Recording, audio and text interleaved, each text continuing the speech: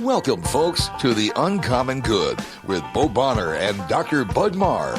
Every week, diving deep into the truth of Catholic social teaching and restoring all things in Christ.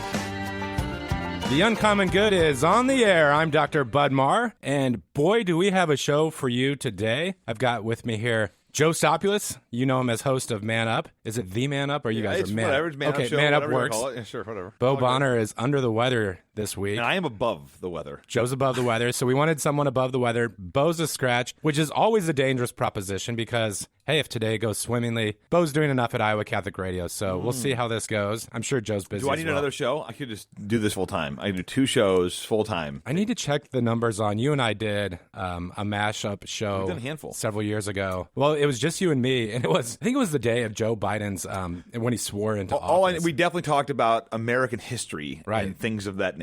It was the most patriotic, uncommon good ever. It's pretty amazing. But as always, our show is underwritten by Imogene Ingredients. Imogene, that crew is doing great work. Wonderful guys. They can be found at imogeneingredients.com. So, Joe, today, I really am grateful because I kind of put you on the spot this week in asking you to come on the show. And I asked you if you would talk about your spiritual journey. I know it's not always fun to talk about oneself, but I really think, and I'll share tidbits of mine as well. You know, you have these great spiritual autobiographies, John Henry Newman, St. Augustine, Dorothy Day. And for myself, I've grown in the faith, seeing how God has worked in other people's lives. So really thankful that you're willing to talk about that today. And I think the point you made, and when I asked what are we even talking about, you're saying, hey, we need to talk about people who are actually Cradle Catholics. Yes. We always put all the pressure on the converts, so I'm happy to be the Cradle Catholic you get to talk with. Convert break today. So you're in for a treat. We'll be right back. This is The Uncommon Good. Dr. Bud Marr, I've got Joe Stopulos from Man Up on the show today.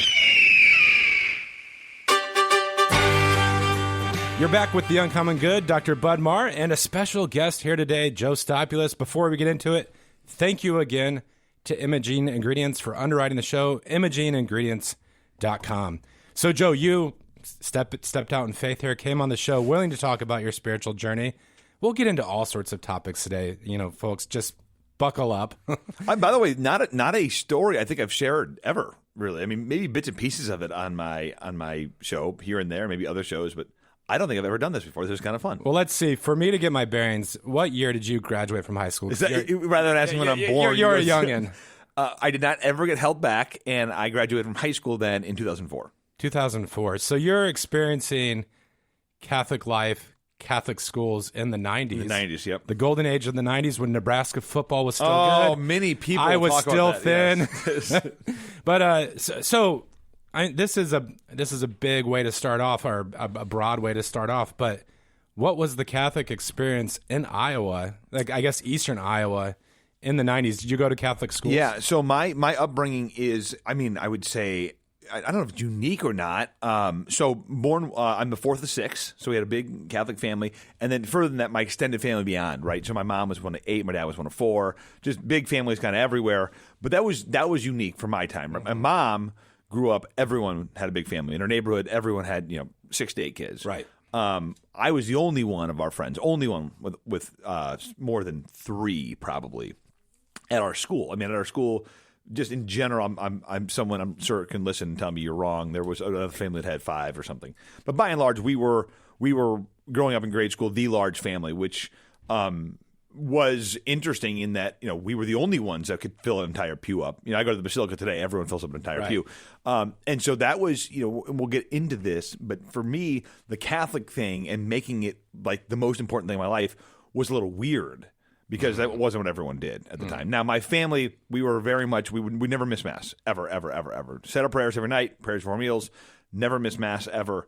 And that was my Catholic thing. So went to grade school, Catholic grade school, Catholic high school, Catholic college, and so I have joked many times that I never met, my parents were great, I never met a Protestant until I was about 24 years old, so I basically was sheltered my entire life to avoid ever having any possible run-ins with someone who might not believe the same exact faith as us. So you're growing up in a large family, one of 6. Mm-hmm.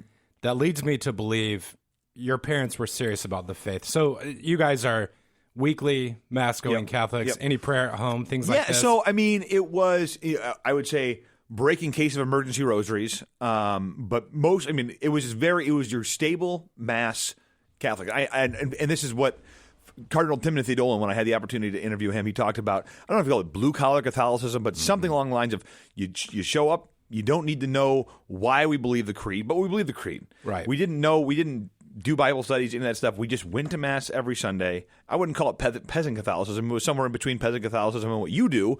But it was this very consistent thing. We all prayed before we went to bed. We prayed before meals. We never missed Mass. We never missed holy days of obligation. That was kind of the tenor of my childhood growing up with what we saw.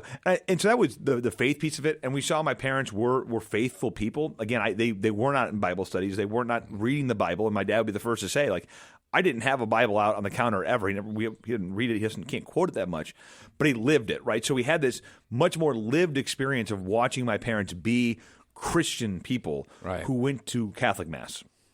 Yeah, this is interesting for me to hear. I guess as a parent now, I have an almost 19-year-old down to a toddler, and I think about this a lot. You know, Scripture says, raise up a child in the way that he will go, and, you know, it kind of sort of puts the onus on parents. Mm-hmm. And yet I see a fair number of kids out there who grow up in great households, and there's these different outcomes. I had a good friend in Pittsburgh. He was one of 14, and I think all 14 of the kids still practice faith in adulthood. And so when I met him and we got to know each other, I was sort of pressing him like, what, magic formula did your parents have?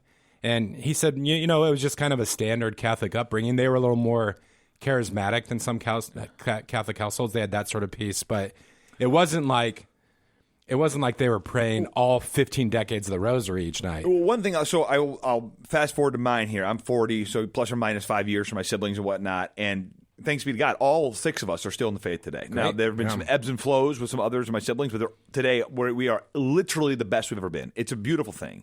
And I will go back to my father, and I'll specifically put it on. So I have an interview with John Bishop coming up. John Bishop, the head of Forge, and John's. What is this Forge? What is this whole Forge thing you talk about?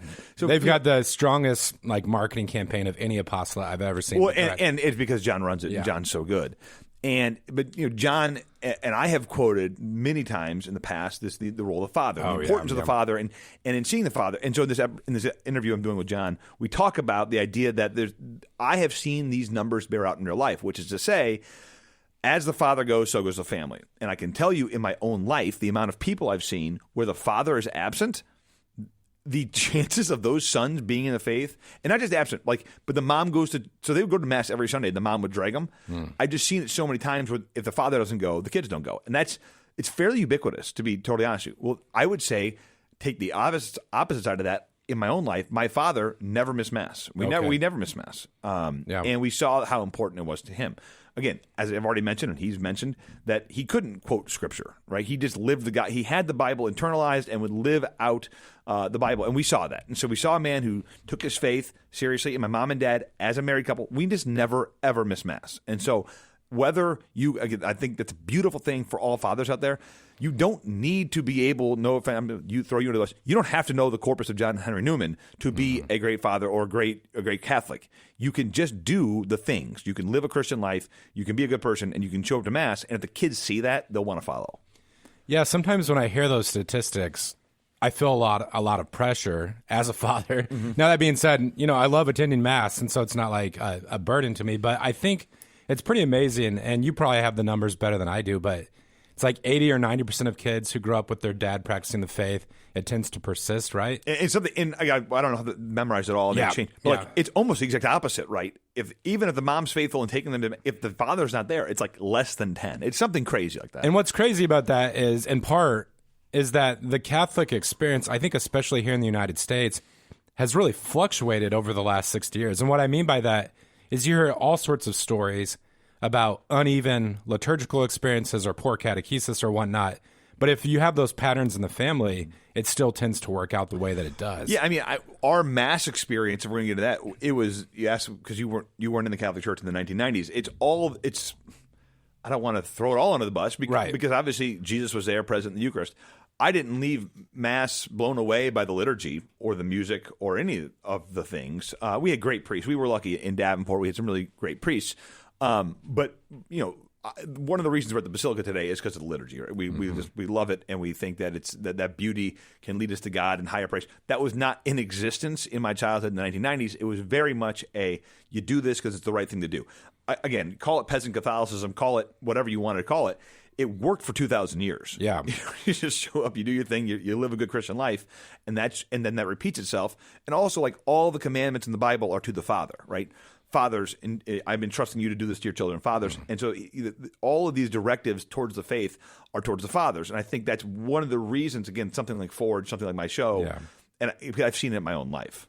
This is, I consider this, you could almost call it one of the scandals of Christianity. And it's only a scandal really in our culture, but, it's sort of like some real attacks against the family and this kind of like DNA that God's designed. In the minds of those who attack, like they really think in their minds, like we're doing something great. We're seeking this equality, but there's something really insidious about it that, this is sort of downplayed, the role of fathers, the importance of men to be men, and we need to be pushed sometimes. But it's interesting what you said about the liturgy there a second ago. So since I've got you cornered today and I can ask you whatever I want, if I pry too much, let me know. But thinking back to your childhood experience, and by the way, I've met Joe's dad. Great guy. Amazing golfer. He dominates at the Iowa Catholic Radio charity golf tournament each year. I'm like, Joe, how are you winning year in and year out? It's my dad. Yeah, 100%. They're taking his shot. What percentage of the time? He's 73 and can shoot his age with impunity. I mean, all the time. So he can still get it around. He can still get it out there. And when we play in scrambles, is the only time he'll play in a senior tee. He refuses to play from the senior tee with his own ball. But if we're playing on a scramble, we have a chance to win. So, he can do it all. Yeah, so that did not get passed down. That is not something that got passed down. The faith, yes. Golfing skills, less so. The uncommon good foursome, not usually strong competition for Stopulos team. But I mentioned your dad. So you were saying that growing up, liturgy was not really on your radar. Some of the experiences of Mass were kind of flat. There wasn't maybe this like solemnity and transcendence that you'd find at a place like St. John's Basilica. Do you think for your parents, did they think about what Mass is like, or is it just like you go to your closest parish, that's your community, that's where you're rooted? We were actually, going back further than this, I mean, we were I would almost call us nomads. We didn't really have a parish. I mean, it's so different in my kids' life because my kids today, Basilica St. John, we stay there afterwards. We do coffee and donuts the whole time. We are affiliated with, it is our life. We went to school at Our Lady of Lourdes, which is in Bettendorf. We sometimes attended Mass there. We usually went downtown to a church called St. Anthony's. And St. Anthony's had some very dynamic priests that we really liked. Okay, so we did that. Our grandparents were there, so we had our grandparents there. But I don't even know if we were parishioners there. We just mostly went to Mass there. So, again, it's a different lifestyle than I live today, which is very much grounded in the life of the parish. But, again, I think we just saw another normalization. We saw my grandparents, both sets of grandparents, at the same Mass, right? So there was this level of this is what normal people do. Both sets of my grandparents are doing this. My parents are doing this. It sets these expectations that normal, well-adjusted people go to give glory to God on Sunday at Mass. And I think as fathers, that has to be ingrained in us, that our kids are emulating. I mean, I vividly remember watching my dad. He doesn't know that I've said this, but like I remember him praying at communion. I just remember like eyes closed praying at communion. That's just something that a kid notices, right? And as a kid, you have a lot more time to notice things than you do as an adult. I'm aware of that. And so these are the types of things that while, yes, the liturgy wasn't the way I would prefer it, like you're still there, you're still watching your dad, your mom, and you're watching your family do Mass and understand this is important. So I know Iowa Catholic Radio, like we're trying to reach all corners of the state. Shout out to Davenport, Iowa. If you go back there today, what does it feel like your childhood church? Yeah, I mean, so I was just there for a funeral a few months back. I mean, it is nostalgic for sure. Yeah. It's definitely nostalgic for sure. And, I mean, I literally think, oh gosh, that's where my grandpa used to sit. That's where my grandpa, I mean, we all had our spots. Right. So yeah, there's definitely something kind of cool about that. If I visit Davenport, is there a place I should eat or a church I should see? Well, the cathedral there is quite nice. Okay. Yeah, the cathedral there is actually quite beautiful. You should then also just do that. The architecture along the river is very beautiful. So there's a lot of cool things. And then I would just shout out all of my brother's establishments, his cigar shop. You should go to his movie theater. You should go to my sister's clothing shop. There's a lot of Stopulos things. There's a Stopulos mark on the city. All of it downtown. So, honey, scratch that trip to Colorado. We have a VRBO. We have a nice VRBO at my grandparents' house. You could really make this whole thing happen. You would like it. This summer, we're doing the Stopulos tour of Davenport, Iowa. Our Teams of Our Lady group, you talked to our Teams of Our Lady group. They loved it. They loved the Davenport tour. Oh, yeah. So I already mentioned, raising my own children. And I'm a naturally sort of anxious person, but kind of like the feelings that I sometimes have about, like, how can I do my best to make sure they stay rooted in the faith? I'm especially curious. So we started with 4 daughters. And now my sons, especially my 2 oldest sons, are getting near adolescence. And I think about my own experience as a young man growing up in the faith, but I never had the Catholic experience. And so for me, for Cradle Catholics, especially guys around my age, coming of age in the 90s and things like this, I guess what I'm asking is, so I think about, I was taught the Bible, I was baptized at age 12, and I never drifted from that experience. I've always been someone where, sacred scripture says faith is a gift. And to me, that's certainly the case. Like, even as I read skeptical philosophers and things, it's almost like a light switch that I can't turn off. I can't think about the universe without a God who created it and guides it, right? But I never had to face questions like, do I have a priestly vocation? I think when I was growing up, I thought, I'll always get married, have a family. And I just feel like Catholicism, in my judgment, this is not meant to be like a huge slight to our evangelical brethren, but it sort of casts like, Jesus says, be perfect as your heavenly Father is perfect. We can think about some Catholic moral teachings that it's like, Catholics aren't messing around. Was there ever a point in young adulthood or high school years where you sort of walked away, where you said, this is too much? How'd you receive the faith as you started to kind of claim it for your own? Yeah, so my journey's, I don't know if it's boring or not. I never did. So similar to you, maybe this gift of faith. I was the one who, so I collected basketball cards. I had I had 140 some Michael Jordans. I probably had, my brother, I think he went heavier than Sean Kemp. We were both big Sean Kemp guys. He probably had almost 200 Sean Kemps. Basketball cards. I also collected holy cards. Oh, okay? Nice. So my point of this is, I say that I would be gifted rosaries at a young age because I kind of just had this gift of faith from a young age. Similar to you, though, it was not this. I never saw mystical visions. I never had any of this. I just believed. It wasn't. I couldn't imagine a world that was accidental, and I just never. It was never hard for me to be like. I've always thought it takes a heck of a lot more faith to believe this came from nothing. That this just came from a big bang and a bunch of gases, and here we are, these beings with all of the skills and the beauty. The beauty thing is, I think beauty. You go to Colorado, you're in the mountains, and you look at this like, what a wonderful collection of atoms. Like, this is the most beautiful collection of molecules I've ever seen. And I just never had that, and so. Growing up, I talked about the priestly vocation. I would have said middle grade school area. I would definitely not have ruled it out. If you're young and you're practicing the faith, do you think? I feel like we almost assume, oh, that guy's on fire in the faith, he might be a priest. Yeah, I think people had said that to me at that age, right? Yeah. Here's one of the things back to the culture and the soil. There is a level that I didn't know any other. No one that I know ever became a priest growing up. Zero of the kids from my class, from my high school, from any of that. And so, I look at what these guys are doing, the Reed Floods of the world, the Father Floods. We have so many of these great young priests in the diocese, and what they're going to do for vocations. It gives these young men it gives them an example to live up to. It normalizes the faith. It shows them that, hey, this is something you could do. I just never had that, right? And also within my friend groups, I was also kind of the weird guy in our friend group who never missed Mass, right? If we were on a sleepover, I was going to figure out a way to get to Mass the next day, come hell or high water. And so all that to say, I never doubted. I did consider, priesthood maybe in the grade school area. You get to high school and life happens, and I never really considered it. But this maybe will give you the idea. I never missed Mass in my entire life. I missed one time in 8th grade because I was at a sleepover and could not get to the Mass. I literally remember it. I remember the one time I missed Mass until COVID. That was it. And so that's a good maybe summation of my Catholicism. Obviously all the way through high school and college and all these other things. In high school, I never attended a retreat. I never. I was not involved with FCA. I was not involved in any extracurricular. Oh, okay. That was because again. My siblings didn't do it. My friends didn't do it. It just wasn't part of the. It was outside of my comfort zone. I prayed every night. Right. I never missed Mass.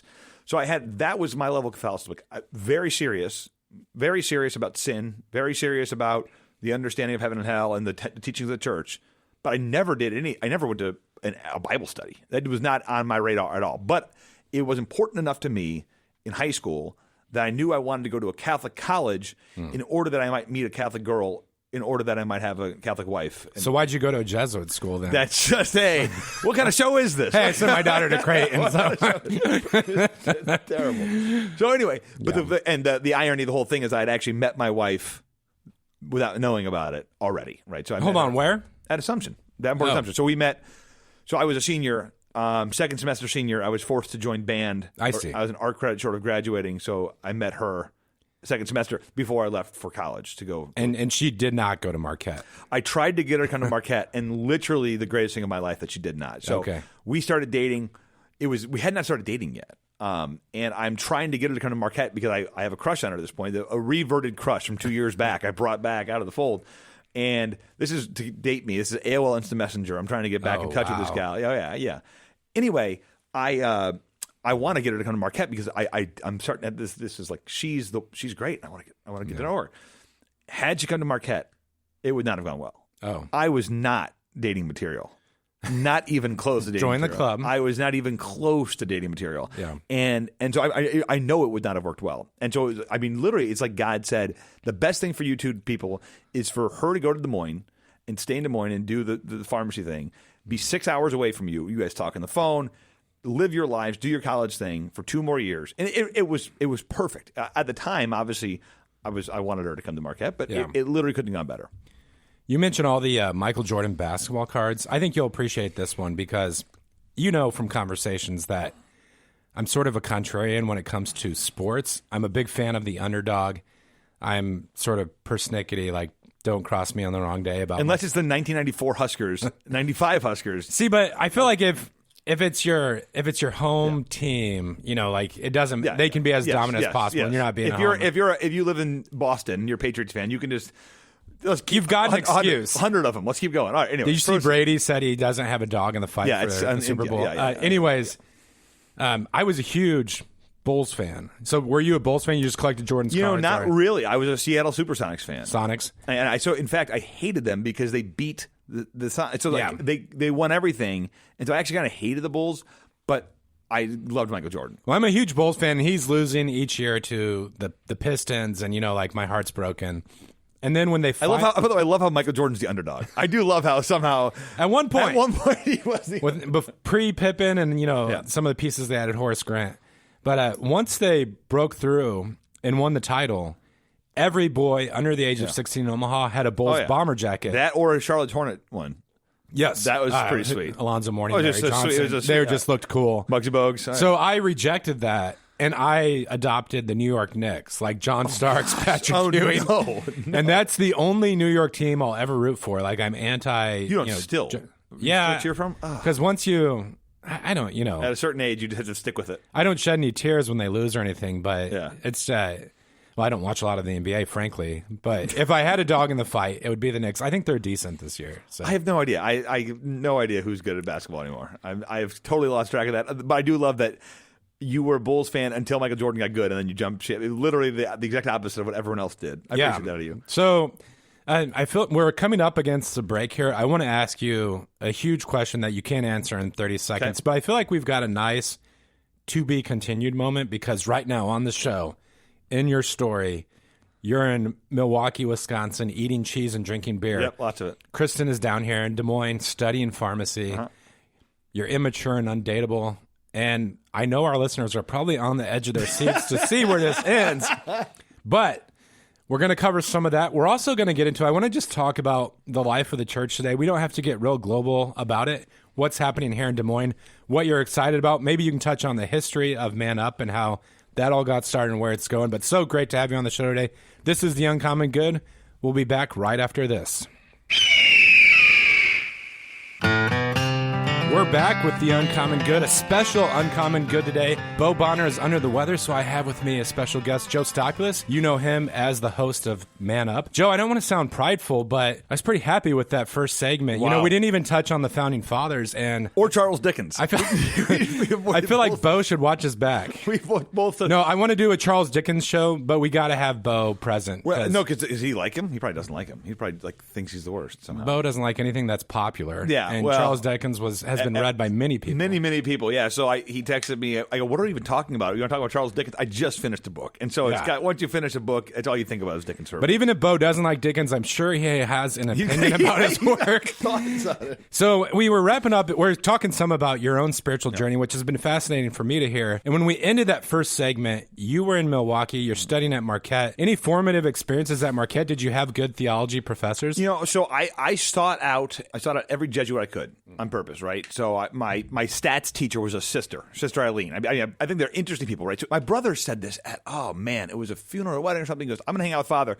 Anytime someone's wearing a collar, they think. They put 8 years of their life and then a vocation. Like, they got to be an interesting person. They've thought through this stuff. And so I kind of had that philosophy back when I was 18 of like, well, I'm going to this college. I might as well utilize every business professor that had a collar I went to. And so, no, it was great from a formative experience. I did a couple of mission trips that were pretty cool. I think that was nice. It maybe normalized the faith more, right? So I had some friends that I got more into campus ministry. You get to know certain people and whatnot. Again, still my friend group, though, and I talk about this on my show, my friend group was mostly Catholics in name only kind of thing, right? So they were baptized, but most of them were not going to Mass with me on Sunday. I kind of had my church friends. I went to 10 p.m. Mass on Sunday. I loved the 10 p.m. Mass in college. It's great. And but most of my friends probably weren't going to Mass at all, maybe here and there. Definitely more your traditional college drinking buddies, right? Yeah. I wouldn't say I was living a double life. And I mean, a lot of people will say that I did this and this. I'm like, no, I just really like to drink and party on one hand. And I was still faithful to the church on all the other things, right? And like for Lent, I went to daily Mass every day. That's something my dad did. So I remember my dad, again, one of these things that he doesn't tell you he's doing, like you just kind of know he's doing it. So he would go to Mass every day during Lent. And so here I am going to Mass every day during Lent. A great story to submit, like to give you the perfect encapsulation of what I was like in college. I'm not going to miss a day of Mass for 40 days during Lent, but St. Patrick's Day falls on a day in Lent. Yeah. And so I had to get to 6:30 a.m. Mass. Well, the bar opened at 6, and there was only so many tickets to get into the bar. So I went downtown at 5:50, got in line for the bar, got my ticket, got my shirt, got my whole thing, got out, went to Mass at 6:30, got out at 7, went back to the bar. Yeah. That's like the perfect encapsulation of what my theology was like in college. Got it. But you strike me as kind of a networker, because sometimes in conversations with you, you'll sort of just name drop like Cardinal Dolan. And I know at some point you met Father Ricardo. Did you learn from him? No, this is coming later. Actually, Cardinal Dolan was he was Bishop Dolan when I was there, which is that is totally side note. Yeah. The only reason I'm connected with him is because of a priest from Davenport, but he was our bishop when I was in school. That's kind of a random thing. The Ricardo thing, I can fast forward to the Ricardo thing because that does play a huge part into my, if you call it reverse. Well, one moment. Yeah. We want to get to Father Ricardo. Of course, you can listen to him here on Iowa Catholic Radio. But so Kristen's studying pharmacy in Des Moines. Mm-hmm. You're up drinking but attending Mass at Marquette. Are you guys are in contact? How do you reconnect? Yeah, so it was that summer, 2006, greatest summer of my life. Got to play in a band with my brother here and there. Got a great internship and officially courted my wife. Right, so she and I started dating officially that June. And we take off. I said, hey, listen, I don't want. We get 3 months in, and we're going to different colleges. I don't want you to be tied down to me in college. I want you to go enjoy. A week later, I go, I can't do this. We have to be together. I cannot have other guys talking to you and you saying you're single. So we dated from that point on. Okay. And so it was we call a couple times a week after night, and we text, or not text, we would AOL, Instant Messenger, or whatever it was. And I love this. It's like Sleepless in Seattle. It just sounds like a 90s definitely romantic more comedy. 90s than anything else. And we had to call after a certain time, after 9 p.m., because that's when calls are free and things. Rachel and I would buy each other cards, call prepaid cards. Yeah. So we did this, and it was great, and we'd see each other. Obviously, keep in mind we're in Davenport, so we'd see each other at fall break, winter break, summer break, and then we'd each visit each other once. So we'd see each other once a month or whatever. Okay, and that lasted for 2 years, and it was great. We had a wonderful thing for my junior and senior year, and then I shipped back. So then at that point, I had to make a decision: am I going to? It sure felt like it was the right, like she was the one, and so I'm like, do I go to Des Moines? Do I go to Milwaukee? Do I go to Chicago? What do I do for my career? And just got super lucky to get into the job that I wanted in Des Moines, and the rest is history as far as that goes. When did you marry? What year? So we started dating in 2006. I graduated in 2008, married in 2010. In 2010. So we were together. I mean, it's hard to say you're dating when it's 6 hours away, and you're not really. It's So we dated for 2 full years, right? Okay. So it was maybe a year and a half before I proposed, kind of thing. But it was in Des Moines from 2008 to 2010. Well, we'll save the marriage and family wisdom for another show. I feel like that's a whole episode on its own. You only have 40 minutes for me to share with you. But it feels to me, from knowing you both, that you all were very much on the same page in terms of the faith and wanting to raise your children in the faith and so on. Yeah, and the faith was paramount. I remember when I went through one of the reasons I wanted to reconnect with this girl who I met my second semester senior year of high school was in my head. The girl who I wanted her to be, obviously, you want to have some sort of physical attraction to her, right? So she's a beautiful girl. I wanted her to be funny, to be able to laugh with this girl. I also wanted someone who was faithful. I also would have been nice to have someone who's athletic. She happened to have that, and musically inclined. She happened to have all the boxes checked. But the faith piece was a non-negotiable for me. Yeah. And a lot of that comes back to my grandparents and my parents seeing this example, especially my grandfather on my mom's side, my grandpa Leipsher. He was very he would tell you very honestly, like, the most important decision you're going to make is who you marry, and you should marry a strong Catholic girl. Like, marrying your grandmother's the greatest decision I've ever made in my entire life. And so you hear things like that, and it's like, okay, I should make sure I do this correctly. And so, yeah, I mean, I knew pretty quickly that this was going to happen. But again, we were the first ones to get married. I look at these. You said that you guys are on the same page. You would not recognize me as a 24-year-old. Okay. I mean, I don't think so. I mean, I was much more immature. Chris and I both in our faith, we thought we knew what we were doing. Yeah, we did not. I mean, we at least were. We were both. We knew it was important. We knew it was very important. But I don't think it was, again, maybe much more peasant Catholicism, where we just didn't know what we didn't know when it came to anything, liturgy, Bible, any of that stuff. We just knew it was important. Yeah. So I mean, we were much more mature today in our faith than we were then. Well, you gave me PTSD talking about her athleticism, because she has embarrassed me on a soccer field. I thought, I'll steal the ball from Kristen. It did not happen. It didn't work. Yeah, she's a great soccer player. Decent player. Yeah. But so you guys share the but your wife is too. Let's not kid ourselves. Okay. Well, I hate to admit it on air, but we stopped competing athletically. She told me our first year of marriage. She told me this. She was dominating me at racquetball, and she told me that you guys, it doesn't go well. Immature meltdown. Yeah. So let's say you guys share the faith, but you say you're growing in the faith. Father Ricardo is probably a key piece of that. How did you get to know him? So if you pull it back, we got involved in St. Teresa's, right? So Chris was actually at St. Kate's. She was in Drake at the time. So she was here in Des Moines. Yep, here in Des Moines. So she was involved pretty heavily there. In fact, Father Jim Lorenzo, who was from St. Kate's, was the one who married us back in Davenport. And so she's involved there, and then I'm at St. Teresa's literally because I lived across the street from it. So the house I moved into happened to be across the street. So I would walk to Mass, and I got involved. I played piano there. I did that for 12 years. We did baptism prep. We did marriage prep. I got involved in a men's group. I did Bible study. I mean, we did all the things you could do at St. Teresa's. We did. So St. Teresa's is a huge part of our story because we got plugged in, right? I said we were not parish people growing up. My wife was not a parish person. Mm-hmm. She didn't really have a parish that they were like super involved in, and neither did I. And so then all of a sudden we become parish people. Like, we're going to Bible studies and we're doing these things. And so all these seeds are kind of being planted. That's maybe phase one. Phase two is I finally meet my first Protestant at age 24. That's crazy to me. 25, whatever it is. I get it. And we're he and I are good friends, and we're having bourbons and smoking cigars, and he's asking me, so why do you do this? Because he's a Methodist minister. Why do you go to confession? I go, well, in second grade, I was told that if I did something naughty, I go to confession. Like, that's what I do. Right. I had no biblical basis for any of this stuff. Why do you do this? Why do you do this? And so I'm like, I got to find out. And so I'd go to CatholicAnswers.com. I'd figure out some scriptural references. And what I realized is every time I got an answer, it was a pretty good answer. Yeah. And that was kind of like, oh, this is pretty cool.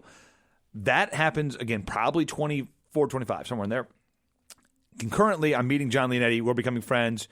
John's the one who he tells me he's on the radio. And I'm like, nobody listens to Catholic radio. He goes, what are you talking about? Lots of people listen. I go, dude, there's 0 people listening to your show. And he goes, no, I think lots of people listen to the show. I go, radio is for politics, and it's for music, and it's for sports. 3 things. Catholic Church, no one's listening to this. Well, bite my words, because very shortly thereafter, I get introduced to the program of Father John Ricardo, right? So Father John Ricardo, 11 a.m. on Iowa Catholic Radio. I start listening, and that just sends me down the Father John Ricardo rabbit hole, which is to say, every day at 11 o'clock, if I was in the car, I listened. And then I started going, I went online and went deep down the troves of MP3s I could download of his, to the point where I was making CDs of his to give to people, of data discs that they could listen to in their car of his talks. I just went all in. So Father Ricardo, so it was kind of this convergence of Catholic radio with Father Ricardo, and then being challenged for the first time in my life. And maybe the age thing, I'm getting mature at this point. I'm 25, 26, 27 versus 18, right? And so all those things led to me being like, not only do I believe this, but like, I really believe this. And I'm willing to tell people about it and kind of stand up for it.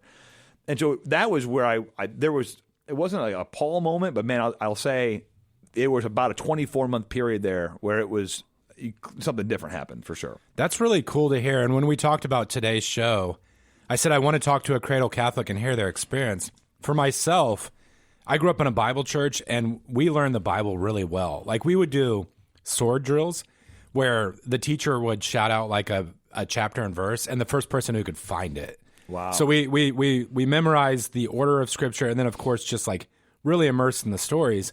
So when I came into the Catholic faith, I think Scott Hahn talks about this, all these pieces about the temple and Christ's fulfillment of the Passover, what we're looking forward to in heaven, you see that alive in the Mass, but just hearing you talk, I think for many Catholics, maybe through no fault of their own, they don't maybe see all of those biblical connections. And it sounds like once you started digging into Scripture, like, oh, this is here, this is why we do this, etc. Yeah, so like the Lamb's Supper from Scott Hahn, that was a huge one for me, right? One of the biggest ones, even going back before all of this, was the first Bible study Kristen and I did was with Jeff Cavins.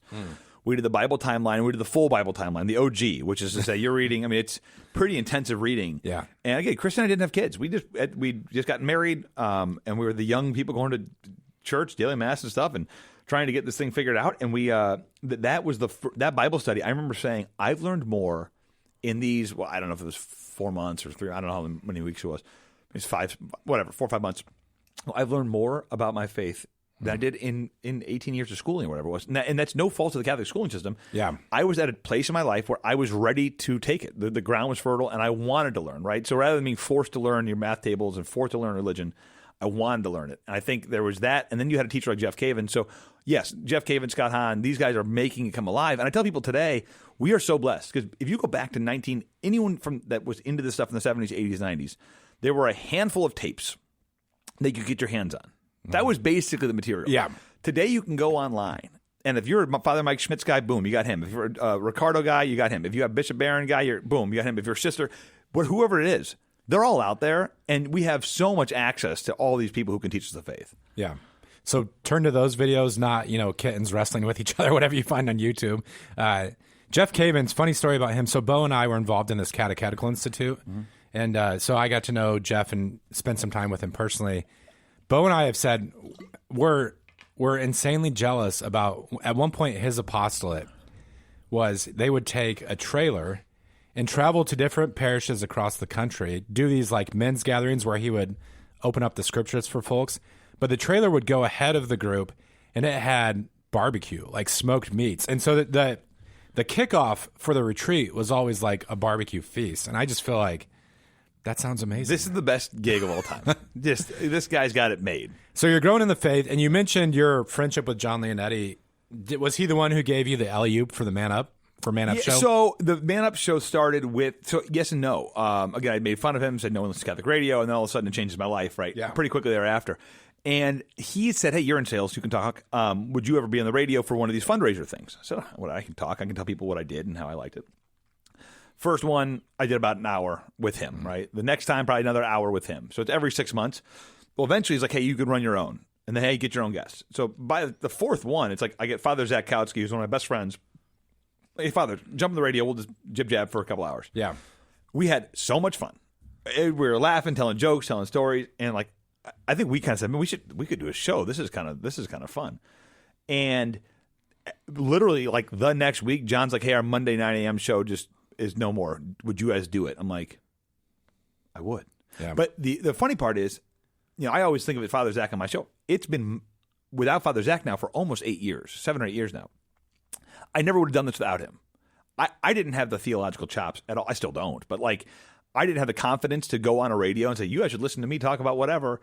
I need Father Zach as my safety valve because anytime, first off, it brings, you've got a doctorate, Bo's really smart. You guys are all like doing your thing. I'm just an insurance sales guy. I don't know much about this stuff. Father Zach lending credibility to that. And so, again, those first 2-3 years with Father Zach really helped to have his, wisdom on the show, and it brought credibility. So when he left the show, I was way more comfortable. So again, without the story of Man Up Show couldn't have been said without Father Zach, but we're almost 10 years in at this point, 400 episodes or whatever it is. But yeah, again, if you told 22-year-old Joe Stopulos or whatever, you're going to not only be like listening to Catholic radio, but you're going to have a show and it's going to be like an important part of your life. It's impossible. So yeah, crazy. Well, I say this every year during the fundraiser, but I mean, one thing that I love about Iowa Catholic Radio, is its local flavor. And the fact that they've always been serious about having great local shows. It sounds like ours started around the same time. Yep. Bo and I will be 10 years in August. But just kind of this rootedness in the diocese that it's not, we do have those amazing national broadcasts like Catholic Answers, Dr. Ray Garindy and those. But it's always had this local flair, and I feel like it's embedded in the life of the diocese. I do admire you. Before you showed up today, I tried to record the intro by myself, and I'm definitely a sidekick. I can't for you. Like you usually have a guest, right? But you started off. It's almost gotten 50-50. I don't know what my numbers are of guests versus not anymore. But yeah, I mean, that's another thing. If you were told me, Joe, you're not only are you not going to have a sidekick, you're going to just like talk for 30 minutes. I'm like, that's impossible. Like, I don't know. It's also become, again, part of it is it's just become so much of my life. Like, this is our life, right? I mean, like. Faith is the most important when everything else washes away. What else really matters, right? I mean, this is the most important thing. And so, yeah, I mean, you meet enough people, you make it the apex of what you're doing, and it gets a lot easier to talk about it, So time has been flying today. We're getting pretty close to the end of the second segment, but we've talked some about your life and your spiritual journey. Today, I can tell your family is very happy at the Basilica of St. John's. Do you normally say St. John's Basilica or Basilica? Either one works, yeah. Bo and I have talked on the show. There's a lot of wonderful things happening in and around the diocese. Great parishes. I mean, Rachel and I have lived in larger cities like St. Louis and Pittsburgh, and sadly, in those places, we've seen a lot of parishes shuttering. Sometimes you'll go to Mass. There's not a lot of youth. Here in Des Moines, St. Augustine, St. John's, I'm just naming ones that I'm familiar with their life. St. Luke's and Ankeny. A lot of young families, a lot of kids, like there's this kind of vibrancy. What's going on at St. John's these days? Well, obviously the biggest thing is our pastor, our beloved pastor, Father Aquinas' health, right? So he had an issue, so we've been praying for him a lot. And so because of that, there was going to be a transition coming. I think it happened obviously sooner than we wanted.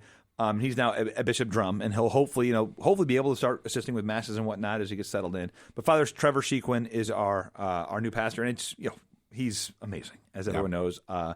And so you talk about the continuity of having a 26-year priest now handing off to Father Trevor seamlessly has been beautiful. To me, the Basilica, I talked about my childhood and the normalization of faith. This is what my kids know. They know that everyone goes to Mass. All of their friends go to Mass. This is what you do. And this is, it is not only expected, they are excited to go. And literally last week, my daughter had to go, James had to serve the 4:00 p.m. on Saturday. She said, can we just go tomorrow morning? Because I want to go tomorrow morning. I want to see all the friends. I'm like, oh, this is hilarious. I never once begged my family to go to Mass twice, right? That never happened. But another piece to the puzzle of our faith plays into the Basilica, kind of plays into this a little bit, which is to say, of all the importance, I did a radio show on this. Of the three most important decisions you'll make in your life is choosing God, choosing your spouse or your vocation, and lastly is choosing your friends, right? So I did a whole thing on this, but choosing your friends is important. I talked about in college, I was around all these big drunks and we had a great time and it was fun, but like now my friend group, you are a part of this friend group. Well, I am blessed to say that, but it is people who are ardently striving for virtue, right? Do we fall down? Yes. But the goal is to surround yourself with people who who are striving for virtue, who understand the most important thing is this Catholic life, is living the Christian life. And so obviously at the Basilica, it helps as a thriving homeschool community and all those other things. But again, the normalization of the faith and it's other people pushing each other to be better. I mean, I just, there's so many people, so many instances that we've learned from other people at our church of how to be better parents, how to be better spouses, et cetera, et cetera. And it's only because we've surrounded ourselves proactively by other people who are similarly trying to do the same. Okay. So you've got your life at St. John's. Thanks for sharing some of that. There are these other apostolates that you're involved in. I know, so you're on the board at St. Thomas? St. Thomas Classical, yep. Yeah. Yep. What's going on there? Yeah, so St. Thomas Classical Academy is the hybrid homeschool co-op that we send our children to, that I'm on the board for. And of all the great things in Des Moines, it's one of my favorites. Obviously, your wife does incredible work for it as well. Our kids absolutely love it. It's such a beautiful community. Obviously, we homeschool Monday, Wednesday, Friday. My wife mostly. And then Tuesday, Thursday, they go off to St. Thomas. And St. Thomas is one of the coolest communities I could ever, it's hard to put into words. Yeah. I have things I regularly pray for, right? I kind of my litanies of prayer. And St. Thomas is in it. It's just an incredible thing that we're so thankful for that it exists. And we're having a cool event. I haven't even talked about this, but we're having an event on October 20th with Bishop Conley coming up. He'll be our keynote speaker this year. He's got a strong devotion at St. John Henry Newman. Man, he's going to be incredible. But yeah, there's growth, there's activity, and we're so blessed to have it. And it's one of these things. Again, you talk about building community, you talk about surrounding yourself with friends. It is one of these really important pillars of our life is St. Thomas, for sure.